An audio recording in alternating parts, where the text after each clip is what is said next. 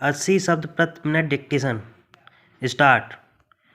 अब मैं आपसे एक दूसरा और बड़ा कठिन सवाल पूछना चाहता हूँ जो कि मेरे और मेरी सरकार के सामने सदा मौजूद रहता है। अगर मैं कहूँ तो हम लोग राजनीतिक दृष्टि से गांधी जी के सिद्धांतों के बीच जन्मे और पले हैं। यद्यपि हमने गांधी जी के विचारों को न तो अहिंसा के विषय में न अर्थशास्त्र के विषय में पूरी तरह ग्रहण किया, फिर भी हमने उनमें से बहुतों को ग्रहण किया जो हमारे देश के लिए उपयुक्त थे और हो सकता है संसार के लिए भी कुछ हद तक उपयुक्त हो। अब आप जरा ऐसे लोगों की कल्पना कीजिए कि जो सदा शांतिपूर्ण तरीकों को ग्रहण किए हुए अपनी स्वतंत्रता की लड़ाई लड़ते रहे हों। उन्हें हर दर्जे की हिंसा का और राज्य की हथियारबंद शक्ति का सामना करना पड़ा हो। ऐसा करने में हमें कोई प्रसन्नता नहीं हुई और इससे हमारे मन में बड़ी समस्याएं और संघर्ष उत्पन्न हुए हैं। हम लोग एक सरकार की हैसियत से शांति और व्यवस्था के लिए जिम्मेदार थे और यदि हम शांति और व्यवस्था कायम नहीं रख सकते थे तो सारे देश के छिन्न भिन्न होने का भय था। उस जिम्मेदारी को छोड़ देने का या किसी दूसरे रूप में कार्य करने का हमें अधिकार न था, लेकिन हमारे मन में सदा यह संघर्ष और ख्याल रहा है कि महात्मा गांधी ने जिन बड़े सिद्धांतों को हमें सिखाया था उनके विषय में हम कपटपूर्ण व्यवहार कर रहे थे। हम बातें तो गांधी जी के सिद्धांतों की करते थे पर हर कदम पर हम उनको अमल में लाने में असफल होते थे।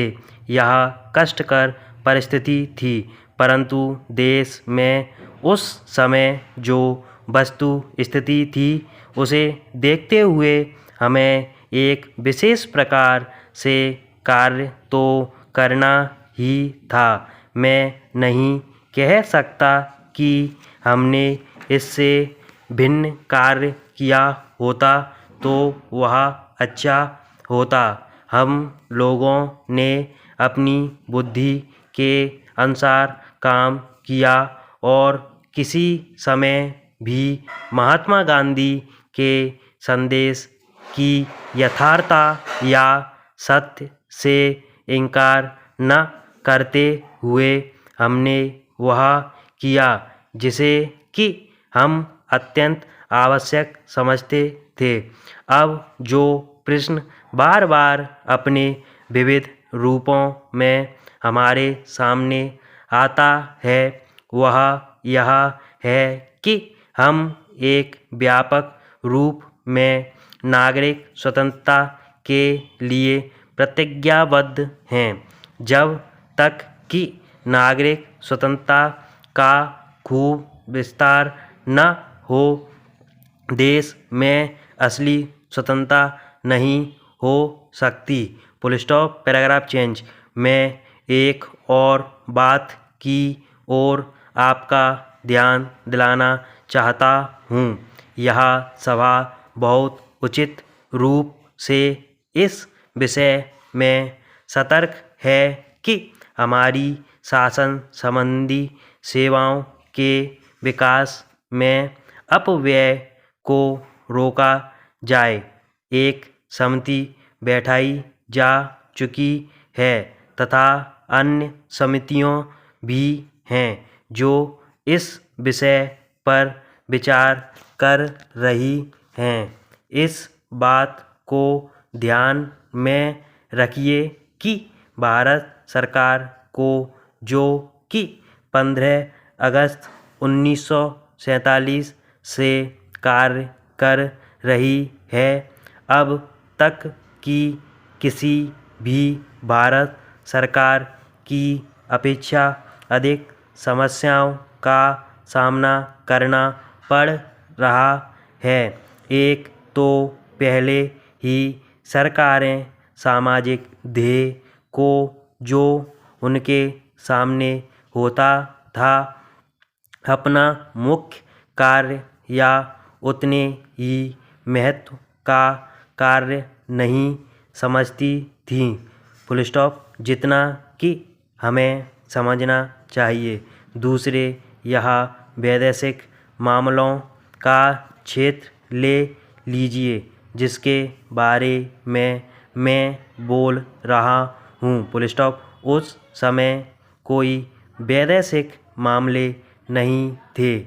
हमारे लिए अपनी वैदेशिक और अंतर्राष्ट्रीय स्थिति का निर्माण करना एक बिल्कुल नया प्रयास रहा है। Full stop. जिसमें लाजमी तौर पर हमें यहाँ और विदेशों में अपने कर्मचारी वर्ग में बहुत काफ़ी वृद्धि करनी पड़ी है और बहुत धन व्यय करना पड़ा है।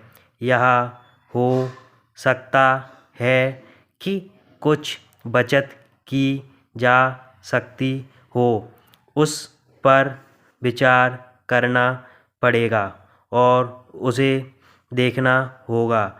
लेकिन आप स्वतंत्र राष्ट्र होते हुए उन वैदेशिक संबंधों के बिना काम नहीं चला सकते। भारतीय सारे संसार में फैले हुए हैं। हमें उनके हितों को देखना है। प्रवासी भारतीयों के अतिरिक्त और भी हमारे हित हैं जिन्हें हमें देखना है। एक स्वतंत्र देश के लिए विशेषकर भारत जैसे महान और बड़े देश के लिए यह बिल्कुल असंभव है कि वह विदेश व्यापार गृहों, विदेशी दूतावासों और विदेशी व्यापार मंडलों आदि के साथ ऐसे संबंध स्थापित किए बिना अपना अस्तित्व बनाए रख सकें। Full stop. Paragraph change.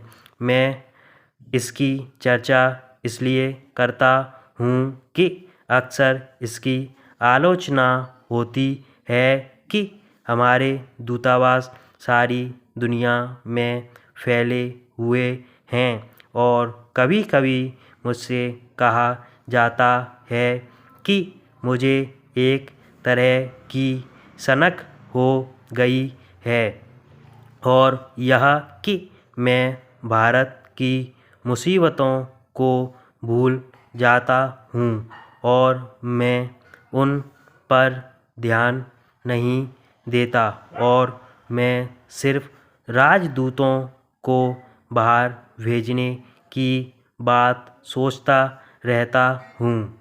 मैं चाहूँगा कि यह सभा इस मामले पर विचार करे और इसके संबंध में बिल्कुल स्पष्ट रूप से समझ लें। Full stop. इससे पता चलता है कि लोगों को इसकी काफ़ी समझदारी नहीं है। Full stop. स्टॉप।